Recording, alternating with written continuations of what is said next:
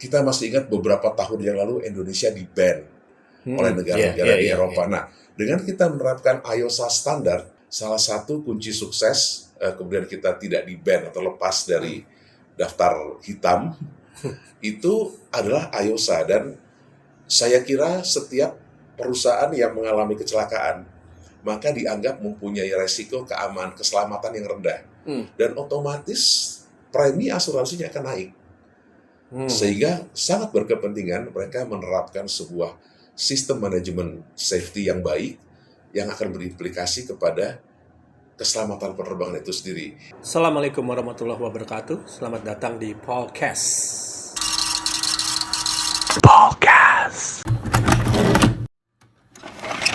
Kapten Bondan. Kapten Bondan Negowo. Investigator dari KNKT ya Pak ya? Betul. Komite Nasional Keamanan Keselamatan Transportasi. KNKT kan dibagi 4 ya Pak ya? Sebenarnya tidak dibagi 4, tetapi ada spesialisasi ya. Dari udara, marine atau laut, kemudian kereta api dan jalan raya.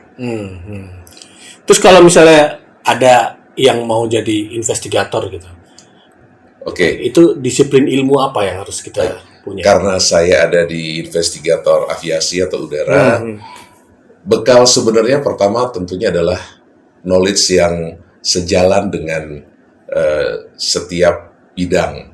Karena saya di udara, biasanya kalau untuk pilot, tidak harus pilot, engineer, FOO, even flight attendant pun boleh. Artinya tidak dibatasi profesinya, tetapi mempunyai disiplin ilmu yang sejalan dengan yang dibutuhkan. Memahami betul.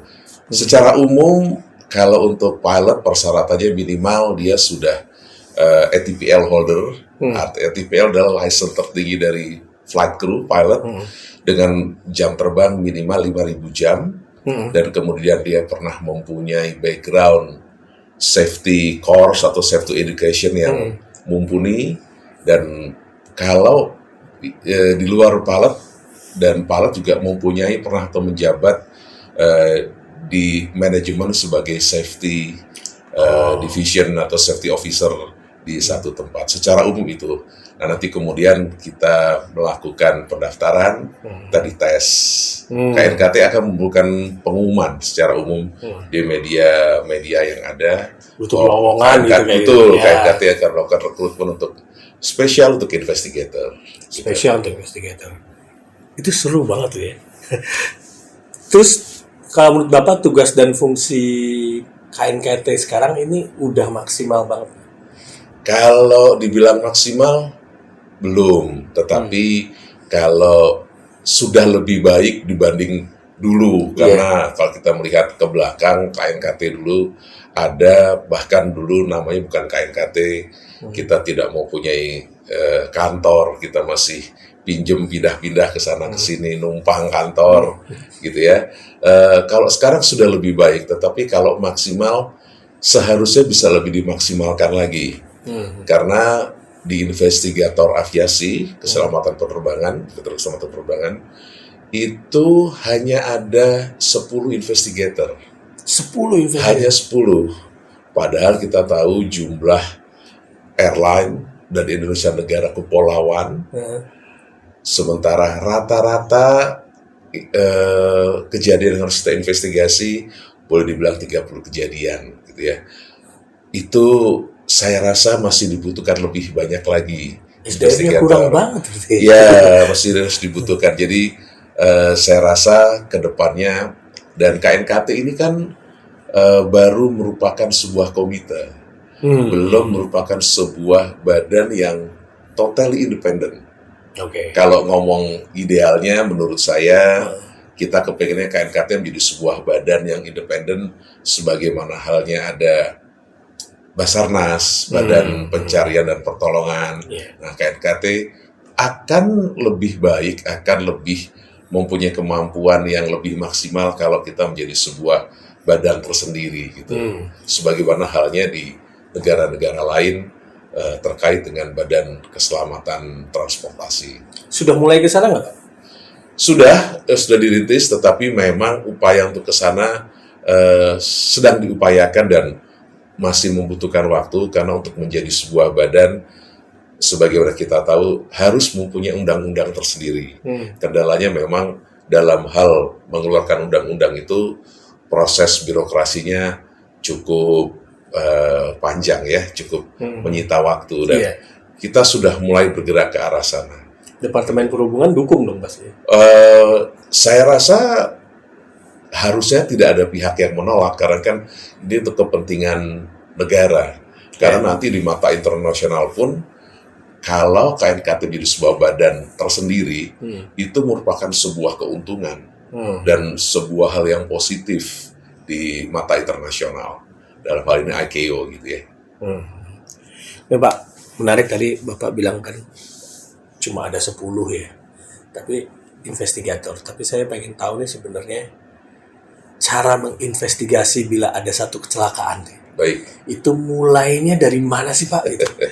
Karena kan kalau misalnya ada pesawat jatuh, kan yang saya tahu ya, itu justru yang diinterview tuh, yang diinvestigasi itu orang lainnya dulu, gitu, orang sekitarnya. Itu gimana sih Pak mulainya Pak? Baik. Sebagai investigator, kita memang tidak diwajibkan, tetapi sebagai tanggung jawab moral kita harus standby nomor handphone, kalau boleh dikatakan 24 jam ya 24 jam. Jadi 24/7 ya. Tetapi kita juga manusia, biasa memiliki keterbatasan. Tetapi saya pribadi sebagai tanggung jawab moral, saya dan saya yakin para investigator lain akan menstandbykan alat komunikasinya nyaris 24 jam lah, memonitor.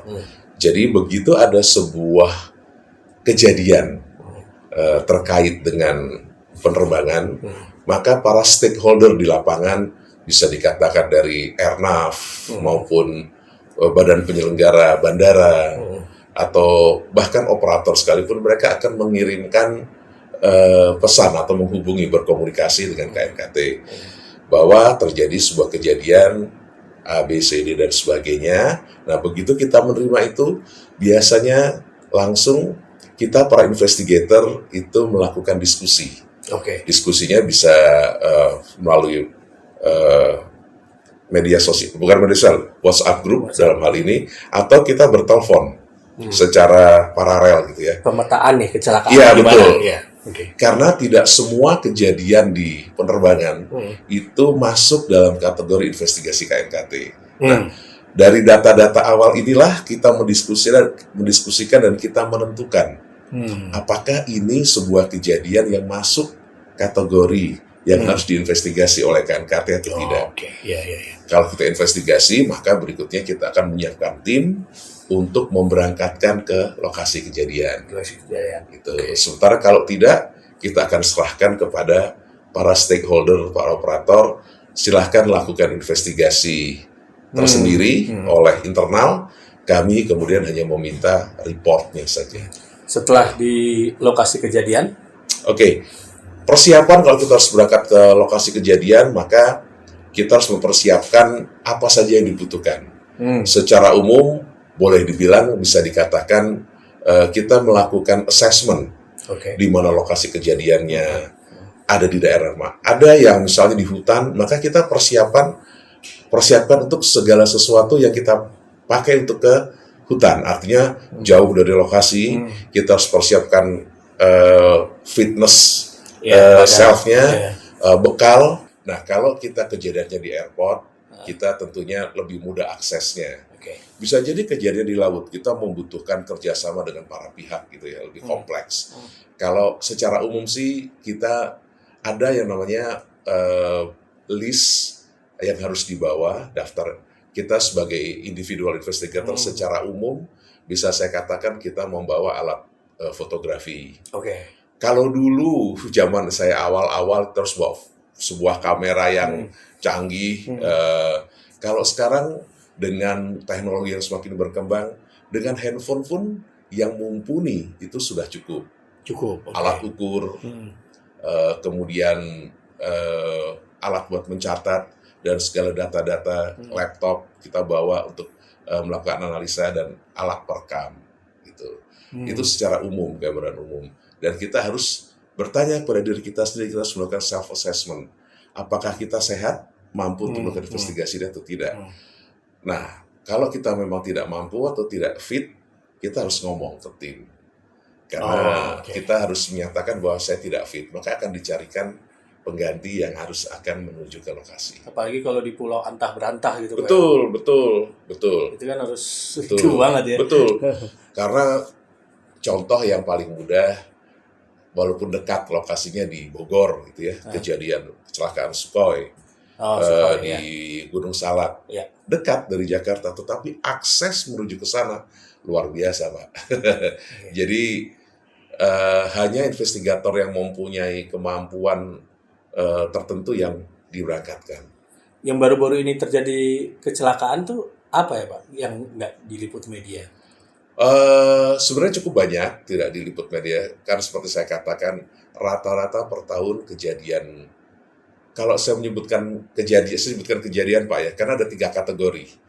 Kita menyebutnya insiden, serius insiden, dan accident. Nah, memang tidak semua kejadian ini diliput oleh media. Biasanya diliput oleh media adalah sesuatu yang besar, menarik perhatian orang. Sementara kalau kita lihat banyak penerbangan kecil oleh pesawat kecil di Papua, di mana medannya juga cukup menantang gitu ya. Ada beberapa kejadian itu biasanya tidak terlalu menarik perhatian dan luput dari perhatian media. Tetapi kita tetap harus melaksanakan. Gitu. Nih Pak, kita kilas balik mengenai kecelakaan aviasi di Indonesia ya Pak ya. Kalau sebuah accident itu kan biasanya ada multi errornya ya. Betul. Ada beberapa multi errornya ya. Terus yang paling terakhir kayaknya yang Sriwijaya Air yang 2021 tuh ya Pak ya. 9 Januari ya kalau saya. Itu terakhir itu pesawat tiba-tiba kehilangan kontak di atas Kepulauan Seribu ya. Ini Bapak menjadi salah satu investigator ya kan saat itu? Betul, saya involved dalam investigasi itu. Ini gimana Pak? Bisa diceritain secara keseluruhan? Baik, secara umum sebenarnya apa yang terjadi KNKT sudah mengeluarkan report. Namanya kita sebut preliminary report. Nanti secara komplit KNKT sedang berusaha merilis secepat mungkin, karena seperti saya katakan tadi, kita hanya mempunyai 10 investigator, gitu ya. Ada di final report. Di final report adalah report yang secara komplit kita keluarkan, termasuk penyebab yang terjadi. Nah, berdasarkan hasil preliminary report yang sudah dirilis oleh KNKT 1 bulan kurang lebih setelah kejadian, itu memang ada beberapa error. Yang namanya sebuah kejadian, Pak, kecelakaan, secara umum saya sebutkan kecelakaan, itu tidak pernah karena single faktor. Itu multiple faktor. Gitu. Contoh kalau kita melihat Sriwijaya, betul diawali dengan problem di masalah teknikal. Kehilangan kontak itu ya. Dengan teknikal, kemudian kru merespon dengan tidak tepat. Gitu. Sehingga akhirnya kemudian pesawat kehilangan kendali dan terjadilah accident gitu ya, kehilangan kontak di atas Laut Jawa ya Pak ya. Itu kurang lebih seperti itu. Jadi banyak, karena kalau kita melihat sebuah kecelakaan, kalau kita lakukan investigasi, banyak faktor-faktor yang berkontribusi, lebih dari satu, baik dari faktor manusianya, bisa jadi cuaca, maupun dari sisi manajemennya. Gitu. Terus yang top lagi dulu ada tuh, kalau saya kan suka nonton Flight Investigator tuh di TV-TV tuh, ya kan. Dulu sempat dia bahas Adam Air, KL 574 di 1 Januari 2007 ya Pak ya. Itu akibat cuaca buruk dan kerusakan navigasi. Karena kan yang saya tahu dia miring terus tuh pesawatnya. Betul. Nah, itu bisa diciptakan nggak? Betul. Secara umum seperti saya katakan tadi, tidak pernah terjadi karena single factor, banyak factors. Di kejadian Adam Air kalau kita merujuk kepada final reportnya KNKT dan itu sudah dirilis di tahun 2008 dirilisnya kalau tidak salah, itu memang kejadian Adam Air itu diawali problem navigasi. Problem navigasi. Jadi dalam Boeing, kita nyebutnya Boeing Classic atau Boeing 737 seri 300, 400 dan 500 tersebut klasik. Itu navigasinya kita mainnya utamanya adalah IRS atau kita sebut Inertia Reference System. Secara umum IRS ini adalah navigasi yang mengandalkan membandingkan perputaran bumi, pergerakan dengan posisi pesawat ada di mana. Nah, untuk itu setiap kita landing kita harus melakukan input posisi latitude dan longitude untuk kita input supaya mendapatkan akurasi yang bagus gitu ya. Nah, Adam Air dimulai dengan problem navigasi. Betul, pada saat itu juga cuaca bisa dikatakan tidak baik. Gitu ya. Nah, pada saat proses kedua pilot itu berusaha melakukan perbaikan, melakukan action untuk mengembalikan navigasi menjadi normal. Sayangnya perhatian pilot full concentrate kepada problem di IRS, dua-duanya, sehingga mereka tidak ada yang secara umum bisa saya katakan tidak ada yang mengendalikan pesawat dengan baik. Nah, akhirnya mereka fokus kepada mengembalikan navigasi menjadi normal. Kemudian tanpa mereka sadari pesawat bergerak perlahan-lahan, dia banking atau berbelok dengan 1-2 degrees per menit pelan-pelan Pak. Tapi sampai akhirnya kemudian menjadi sebuah kondisi yang kalau kita sebut sudah uncontrolled gitu ya, unusual attitude, dan kemudian mereka melakukan recovery-nya kurang tepat gitu. Banyak faktornya dan saya rasa kalau kita bahas dengan detail gitu ya, kita harus cukup panjang nih dan kita harus kupas satu persatu sesuai dengan yang ada di final report-nya KNKT. Tapi menarik itu waktu miring itu nggak berasa ya Pak ya? Karena kan kita bisa ngelihat mungkin dari pandangan mata, dari apa namanya tekanan telinga gitu dan segala macam. Baik. Secara umum kalau kita melihat, kita sebagai orang awam, masa nggak terasa sih, gitu ya. Mungkin saya bisa ilustrasikan, analogikan sederhananya begini Pak. Kalau kita terlalu fokus akan sesuatu, misalnya kita sambil WA, tapi kita jalan. Nyupir atau apa gitu ya. Kita fokus kepada WA. Kalau kemudian di depan ada lubang, kita bisa nyemplung. Masa sih lubang di depannya nggak lihat? Benar. Kurang lebih secara sederhananya seperti itu. Nah, begitu juga dengan penerbangan ini. Ada yang namanya, kalau kita gangguan keseimbangan di tubuh kita, itu spatial orientation namanya Pak. Dalam kondisi tertentu kita tidak sadar. Kita ini sedang berbelok ke kiri, apakah kita sedang climbing atau descent, itu kita tidak sadar Pak. Nah, kurang lebih seperti itu. Karena mereka begitu fokusnya, karena letak alat navigasinya itu ada di atas kepala. Jadi untuk pilot harus dia mendongak ke atas dan agak ke belakang. Untuk dua-duanya fokusnya ke situ, alat navigasi gitu. Sehingga kemudian pada saat mereka melakukan upaya mengembalikan navigasi menjadi normal, itu autopilot kemudian off. Autopilotnya disengage. Tanpa mereka sadari, sehingga pesawat pelan-pelan berbelok 1-2 derajat sampai kemudian menjadi tidak terkendalikan. Gitu. Tapi ya itu semua kuasa Allah. Betul kalau itu betul. Kalau kita tidak terlepas dari takdir ya. Nah kan bisa kadang-kadang tuh kan kalau tiba-tiba alat navigasi itu kan nggak berfungsi ya Pak ya.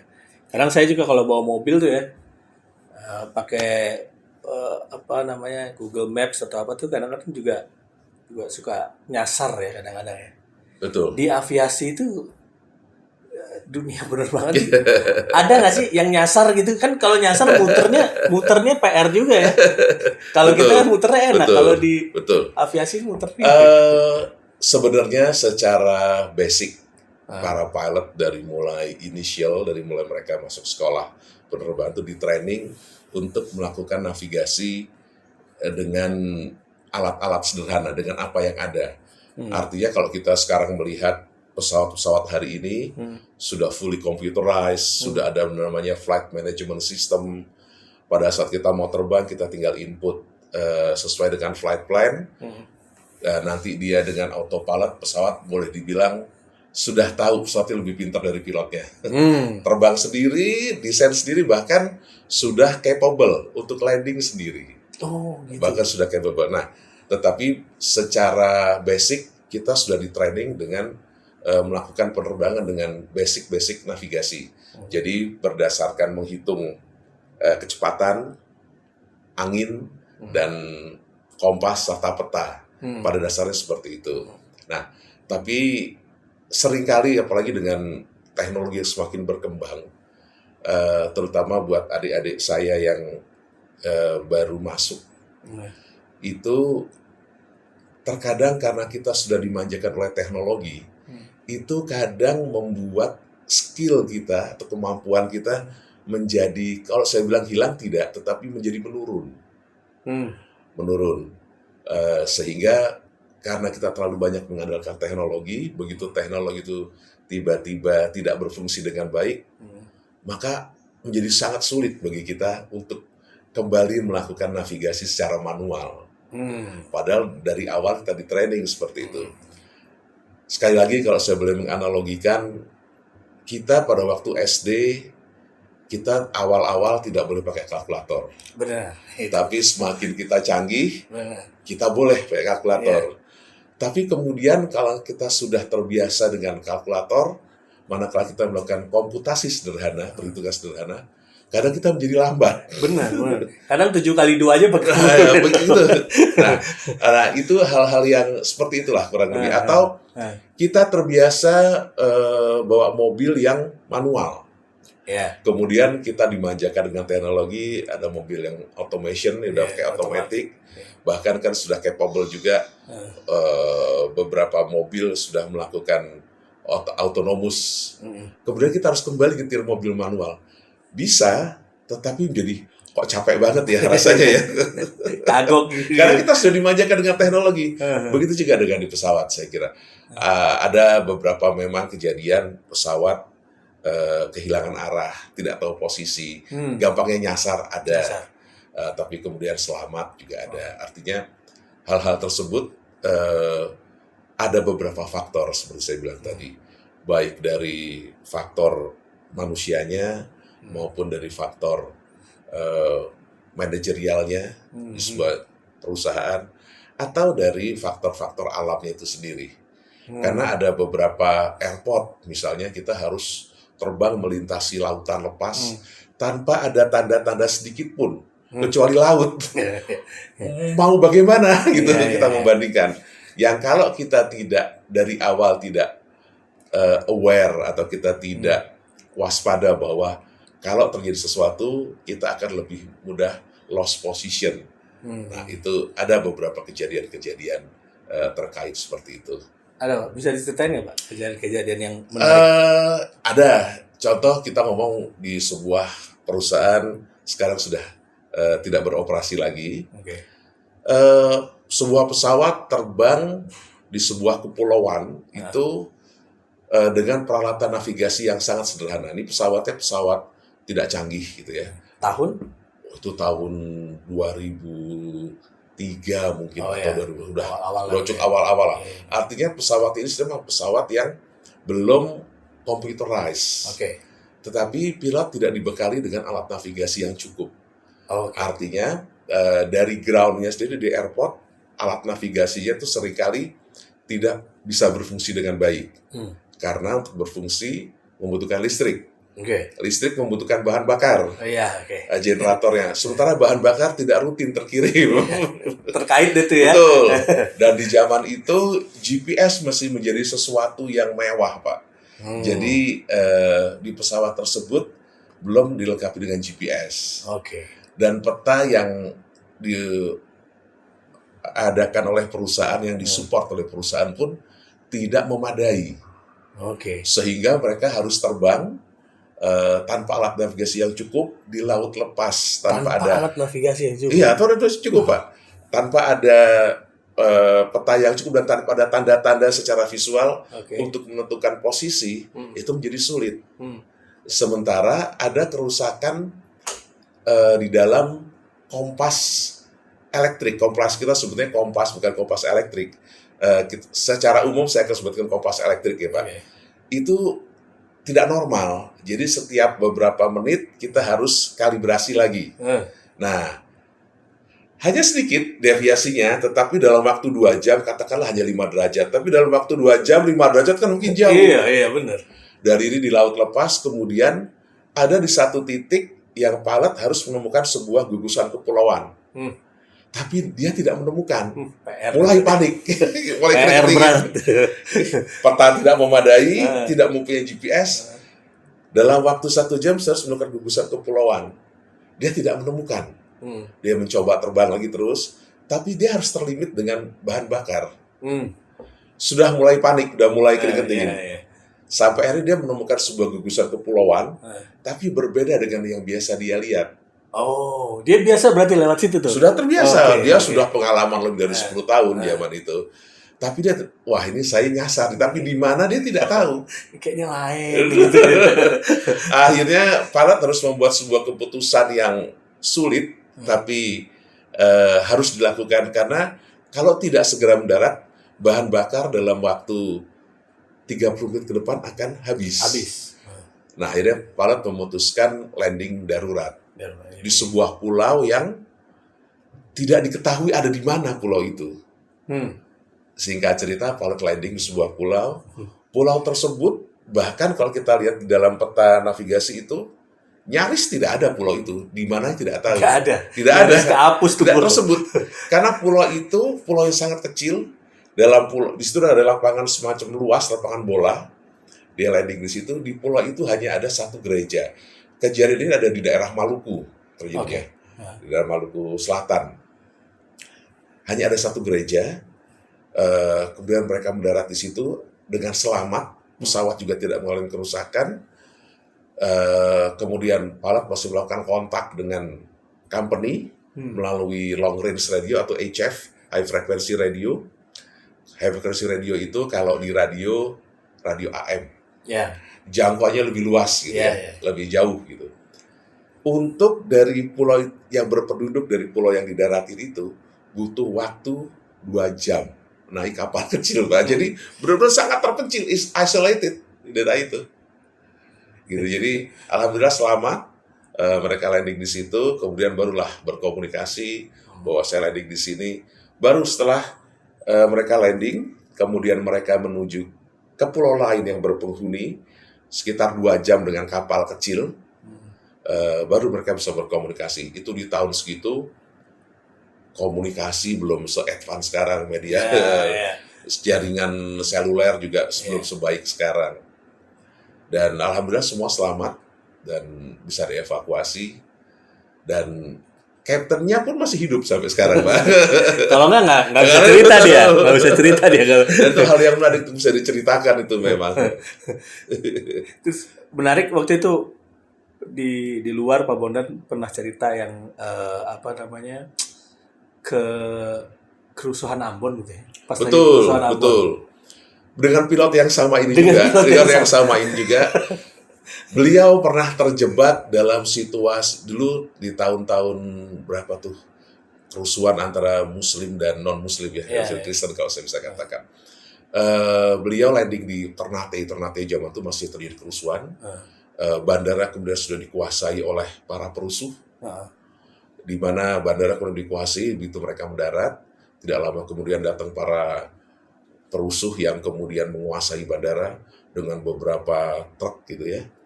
Di mana dia mendarat purpose-nya apa Pak? Memang dia harus mendarat akan mengangkut penumpang dari situ. Akan mengangkut penumpang yang keluar dari sana. Ya, Pada saat mendarat situasi masih aman. Iya. Gitu masih aman. tapi sudah mendapatkan informasi dari pihak bandara. Kita mendapat informasi bahwa akan ada perusuh yang akan masuk ke bandara, mencoba masuk. Tapi sementara ini situasi masih terkendali.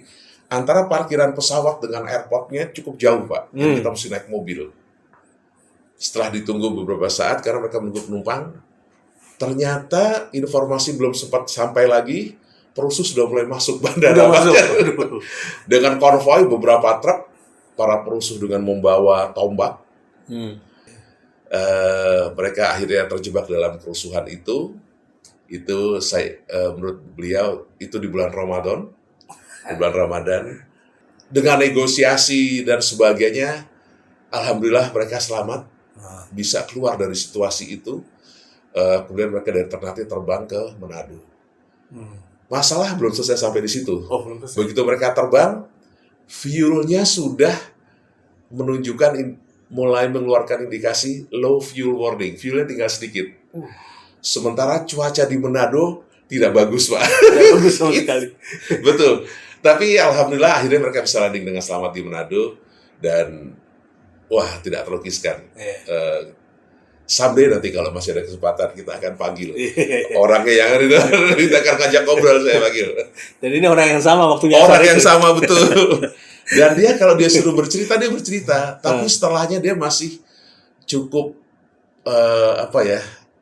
secara psikologis dia cukup trembling, gemetar dia, Pak. Setelah cerita dia merasakan betapa tense-nya situasi itu. Terjebak dalam situasi seperti itu. Saya dengar ceritanya kalau bayangin udah serem banget. Pak, kita ngomongin bandara nih, Pak. Bandara di Indonesia itu yang paling menakutkan atau berbahaya tuh daerah mana ya, Pak? Kalau ngomong bandaranya, saya rasa di Papua adalah banyak bandara-bandara kecil yang memang didesain untuk pesawat perintis. Pesawat perintis ini pesawat yang biasanya single engine, hanya satu mesin, untuk mensuplai kebutuhan-kebutuhan pokok masyarakat di pedalaman. Letaknya di pegunungan dan ekstrim, bandaranya pendek, bahkan banyak di antara bandara-bandara tersebut yang belum aspal, jadi hanya rumput. Terkadang kalau kita pertama kali masuk, saya sebagai pilot ke sana itu, mana yang bandara, mana yang bukan, sulit membedakan. Sulit membedakan, Pak. Saya begitu. Tapi seiring dengan berjalannya waktu, kita pengalaman, kita akan terbiasa. Gitu ya. Belum lokasi, dan bandara tersebut kalau kita salah mengambil keputusan, pilihannya kita masuk jurang atau masuk sungai. Ada dua pilihan itu doang. Ada dua pilihan itu kalau ke sana. Masuk sungai, di sana juga bukan sungai yang ramah, enak, karena di sana juga ada beberapa bandar yang sungainya sudah menanti buaya di sana, Pak. Gitu. Jadi mungkin di YouTube bisa kita lihat lah, banyak lah sekarang pilot-pilot perintis yang sharing bagaimana ekstrimnya mendarat di bandara-bandara di pedalaman Papua. Kalau untuk maskapai di negara kita, Pak,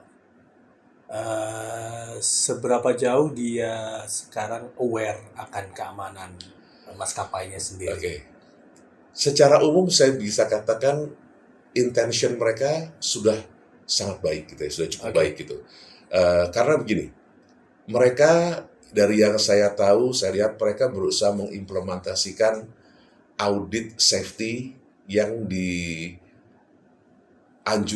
atau direkomendasikan oleh ICAO. Kita sebut IOSA, ICAO Operational Safety Audit. Di mana dengan audit ini adalah audit secara umum, audit meningkatkan safety di dalam operational day, dalam airline itu sendiri, dan termasuk manajemen di dalamnya.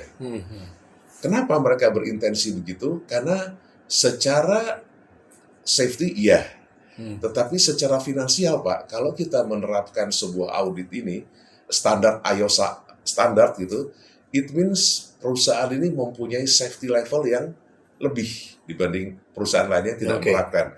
Sehingga dampaknya adalah terkait dengan asuransi. Karena setiap pesawat wajib diasuransikan. Itu prime-nya akan menjadi rendah. Mereka intens. Dan yang kedua, reputasi itu luar biasa, Pak.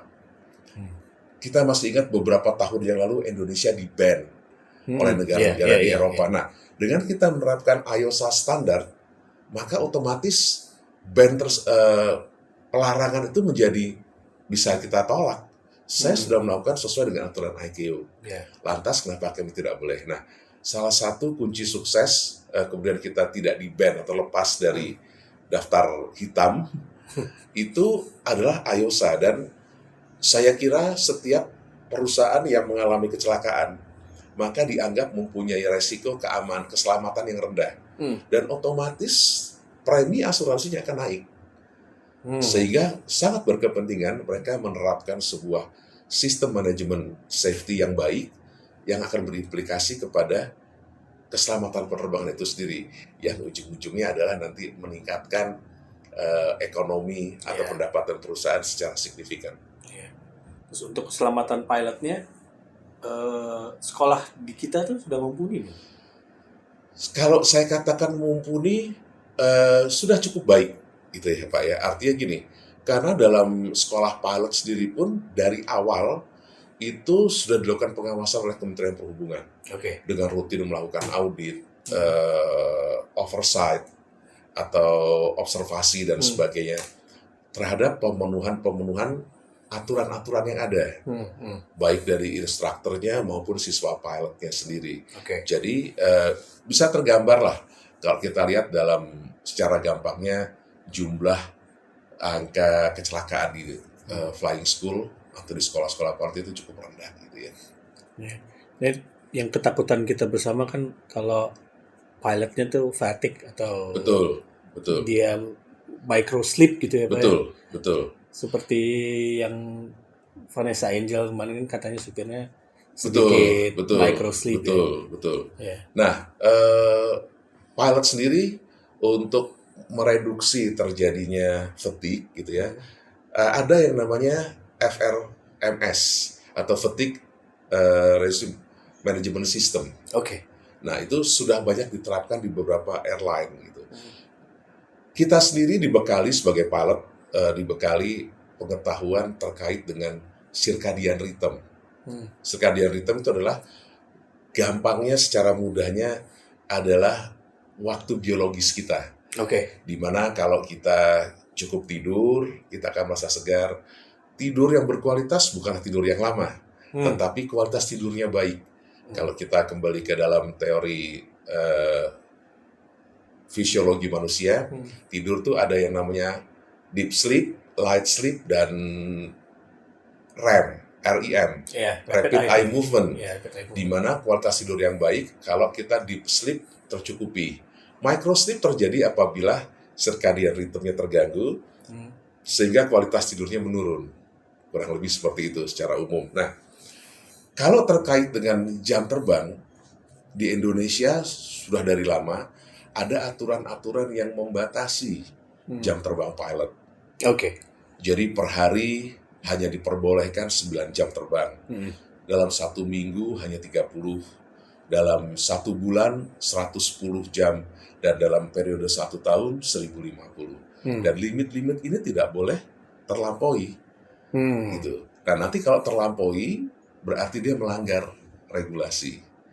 Akibatnya bisa pencabutan license sementara maupun permanen gitu. Jadi yang harus aware adalah pilot itu sendiri. Dan sebelum terbang seharusnya pilot wajib melakukan self assessment. Apakah dia ready untuk terbang atau tidak? Apakah siap? Ready termasuk dalam hal cukup istirahat, jam terbang, maupun kesiapan knowledge-nya dan sebagainya. Kalau dia nggak ready, dia harus ngaku ya. Kayaknya saya nggak enak dia harus badannya. mendeklar. Harus mendeklar karena tidak ada pihak yang lebih tahu kecuali pilot itu sendiri terhadap kesiapan dirinya sendiri. Nah, kalau sekarang mungkin sudah lebih baik lagi di setiap airline, bahkan kemudian biasanya sebelum terbang pilot dilakukan tes tensi, terus ditanyakan oleh dokter, Bapak hari ini sehat, dan sebagainya. Sekarang sudah lebih baik, saya melihat itu. Dimana di zaman, mungkin kita berkaca 10-15 tahun, nggak ada, terbang aja Pak. Kalau kita nyupir kan kita bisa berhenti di rest area ya. Betul. Ini pilot di udara nggak ada rest area. Nah, Betul. eh, daripada microslip, mendingan kita ini dikasih. Wah.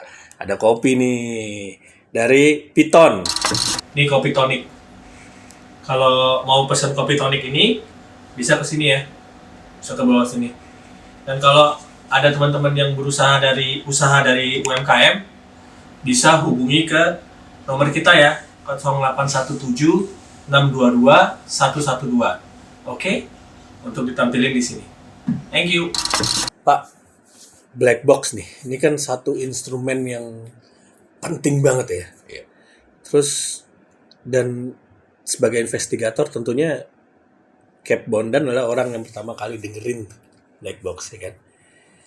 Itu yang saya mau tanyain tuh perasaannya tuh apa ya? Terus mengimplementasikannya ke hasil investigasinya itu gimana? Iya. Black box itu ada dua bagian. Oke. Ada yang disebut FDR, fungsi adalah untuk merekam data, dan ada yang disebut CVR untuk merekam suara kokpit berkomunikasi. Nah, kalau ditanya bagaimana rasanya boleh dibilang luar biasa sedih, Pak. Karena seringkali saya harus mendengarkan suara pilot yang kebetulan juga saya kenal, bahkan berteman, dan saya tahu kemudian mendengarkan suara di detik-detik terakhir. Itu sampai sekarang saya masih, kalau saya mendengarkan suara pertama kali, saya terkadang menangis, Pak, karena saya tahu bagaimana itu adalah suara terakhir dari orang yang akan mengalami kejadian yang tragis gitu ya. Dan saya tahu bagaimana dia mengimplementasikan sebuah prosedur itu seringkali tidak tepat gitu. Dan reaksi pertama biasanya saya hanya tahan sebentar, saya menangis, kemudian saya minta break dulu, saya keluar. Bahkan di baru awal-awal saya habis menangis, saya kamar mandi saya harus muntah-muntah, Pak, karena secara psikologis berat buat saya. Dan itu buat saya berat. Tapi saya tidak tahu dengan beberapa investigator lain, tapi bagi saya berat. Terlebih kalau orang tersebut saya kenal secara pribadi gitu. Nah, tapi biar bagaimanapun saya tetap harus mendengarkan dan saya harus membuat transkrip percakapan yang akan diperlukan untuk investigasi. Gitu. Terus mengimplementasikannya ke hasil investigasinya, jadi tahu merangkumnya gitu. Jadi ini itu gimana? Iya, dari hasil cockpit voice recorder tadi, the black box, kemudian kita membuat transkrip. Percakapan kita ketik apa saja dibicarakan pilot, kemudian kita combine, kita padukan dengan data rekaman suara yang ada di tower dan dengan data penerbangan. Sehingga kita bisa mendapatkan suatu kronologis yang runut antara percakapan pilot, percakapan dengan tower, dan data-data penerbangan yang ada di pesawat. Nah, dari hasil tersebutlah kemudian kita bisa analisa. Kita analisa sehingga kita bisa ngambil kesimpulan apa yang terjadi. Ini ternyata salah mechanical, salah ini, itu betul, gitu. Betul. Nah, Pak Bondan sendiri sering mendapatkan near death experience nggak? Alhamdulillah jarang, tapi saya pernah mengalami sebuah kejadian di tahun 98 atau 99 waktu saya masih junior co-pilot. Itu di mana roda pendarat depan nose wheel itu dia tidak extended, tidak keluar dengan sempurna. Jadi di cockpit itu terindikasi kalau dia keluar dan terkunci dengan sempurna, ada lampu hijau 2 menyala. Ini lampunya tidak menyala. Dua-duanya. Artinya roda ini tidak keluar atau tidak keluar dengan sempurna. Nah, kemudian kita melakukan prosedur, kita minta tolong tower untuk melihat pakai teropong bagaimana kondisi nose wheel saya atau roda pendarat depan. Ternyata kata tower roda pendarat hanya keluar sedikit. Jadi roda keluar akan begini, ini nekuk begini, Pak.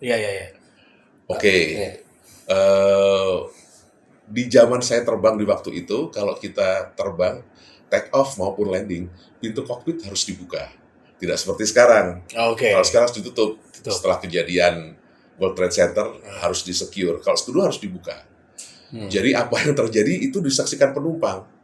Dan pada saat penumpang kita melakukan sebuah manuver sesuai prosedur, berupaya untuk mengeluarkan roda benar depan dengan sempurna, itu ya penumpang Udah panik lah ya histeris, pasti ya. nangis, Iya. sebagian ada yang berdoa. Setelah upaya dilakukan semuanya, ternyata alhamdulillah rodanya tetap tidak keluar, Pak. Ya sudah, kita panggil pramugari, kita briefing, kita akan melakukan pendaratan darurat. Tolong penumpang dipindahkan ke belakang untuk mengurangi beban di depan dan sebagainya. Kita pindahkan penumpang, kemudian pramugari lapor kembali, Captain, kita sudah ready, sudah siap. Oke, direview lagi prosedur emergency pada saat nanti evakuasi dan sebagainya. Kemudian kita menginformasikan ke tower sudah menyiapkan pemadam kebakaran, ambulans di sisi kiri kanan runway, dan kemudian kita mendarat. Sudah kita lakukan prosedur semampu kita. Alhamdulillahnya begitu, justru roda depan itu menyentuh runway, pesawat tidak kolaps, tetapi justru rodanya jadi keluar. Oh, jadi kayak ada yang nyangkut gitu, truk begitu ya, gitu. Tersentuh. Alhamdulillah kita akhirnya bisa berangkat dengan selamat. Alhamdulillah, kalau nggak bisa ngobrol gitu. Betul. Nah, ini sekarang pertanyaan terakhir ya Pak ya. Dunia aviasi di negara kita ini aman nggak sih Pak? Saya akan menjawab aman adalah sesuai dengan rujukan dari audit-audit yang ada dari dunia internasional. Kalau kita bahkan di 2021 kemarin, secara umum ICAO menyatakan tahun 2021 adalah tahun teraman dalam penerbangan. Kenapa? Jelas pandemi banyak yang nggak beroperasi, Pak. Itu sih sebenarnya. Tapi kalau kita secara umum aman, saya bisa katakan relatif aman. Gitu, karena banyaknya upaya dari operator, para stakeholder, termasuk Kementerian Perhubungan, itu mengupayakan yang terbaik. Karena kenapa saya katakan aman? Banyak perbaikan-perbaikan atau improvement yang sudah dilakukan oleh pemerintah maupun para stakeholder, baik dari operator maupun para pemegang pemegang aturan. Jadi saya bisa katakan cukup aman gitu. Kita cukup, kalau kita bandingkan sebenarnya jumlah kecelakaan di aviasi jauh lebih sedikit dibanding kecelakaan dalam lalu lintas, Pak. Cuman memang apabila sebuah peristiwa terjadi di dalam aviasi itu selalu mengejutkan, shocking dan tragis gitu ya. Cukup aman sebenarnya, kita harus meningkatkan menjadi sangat aman ya. Betul, improvement itu masih dilakukan karena audit terus berjalan, pengawasan terus berjalan. Gitu. Ya, kalau bisa ditingkatkan akan lebih baik lagi gitu ya. Dan kan tidak ada yang namanya upaya berhenti, harus ada continuous improvement sesuai dengan perkembangan zaman. Terlebih di sekarang pesawat-pesawatnya boleh dibilang relatif modern dibanding zaman saya dulu masih aktif terbang. Oke, Bondan Legowo, wassalamualaikum warahmatullahi wabarakatuh. Safe flight, follow your procedure, and don't forget to pray. Assalamualaikum warahmatullahi wabarakatuh. Podcast.